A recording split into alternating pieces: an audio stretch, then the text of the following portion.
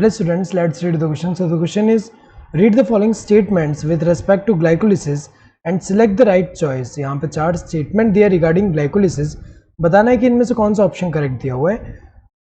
2 redox equivalents are remove from PgAl, ये तो सही दिया हुआ है, क्योंकि अगर हम देखें जो ग्लाइकोलिसिस में ये वाला स्टेप होता है जो कि PgAl मतलब यहाँ पे जो ग्लिसरल्डिहाइड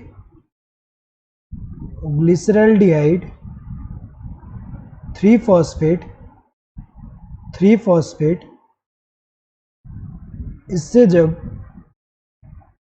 इससे क्या बनता है, इससे 1,3 बिसफॉस्फो ग्लिसरेट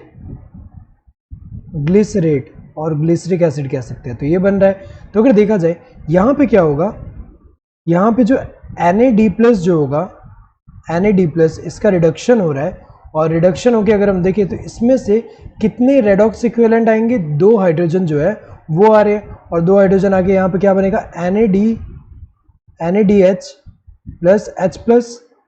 तो इसके बाद अगर हम देखें तो यहाँ पे कितने रेडॉक्स इक्विवेलेंट आ रहे हैं, 2 आ रहे हैं ये, और इससे तो अगर हम देखें ये तो सही दिया हुआ है कि ये जो स्टेप है PgAl से कितने रेडॉक्स इक्विवेलेंट जो है ये रिमूव होते हैं, 2. तो ये तो 2 रेडॉक्स इक्विवेलेंट सही दिया हुआ है, यहाँ पे सही है.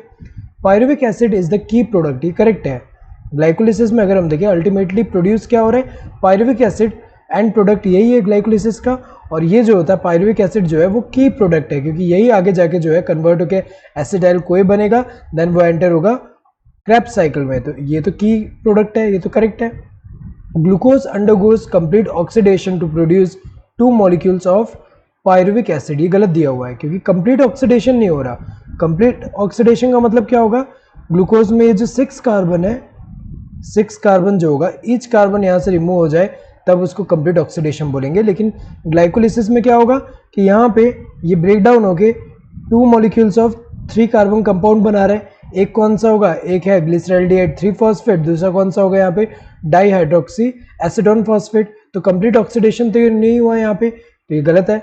The conversion of phosphoenol pyruvate to pyruvic acid is energy requiring process, गलत है, क्योंकि जो फॉस्फोइनॉल पायरुवेट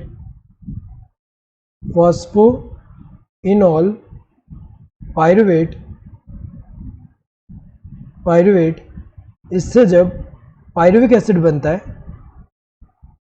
पायरुविक एसिड जब बनता है तो यहाँ पे क्या होता है, एनर्जी जो है प्रोड्यूस हो रहा है, रिलीज हो रहा है, एनर्जी रिक्वायर्ड नहीं है इस प्रोसेस में. सो यहाँ पे ADP + PI, सो यहाँ पे जो फॉस्फेट यहाँ पे है ये रिमूव होकर इस पर ऐड हो रहा है ADP में, और क्या बन रहा है, ATP बन रहा है. सो यहाँ एनर्जी रिलीज हो रहा है, रिक्वायर्ड नहीं है, तो गलत है. सो पहला ओनली C इज इनकरेक्ट, तो ये अगर हम देखें ये गलत है, सिर्फ C इनकरेक्ट नहीं है, D भी है. B and D are correct, ये जो है गलत है, क्योंकि B जो है करेक्ट है लेकिन जो D है वो इनकरेक्ट है.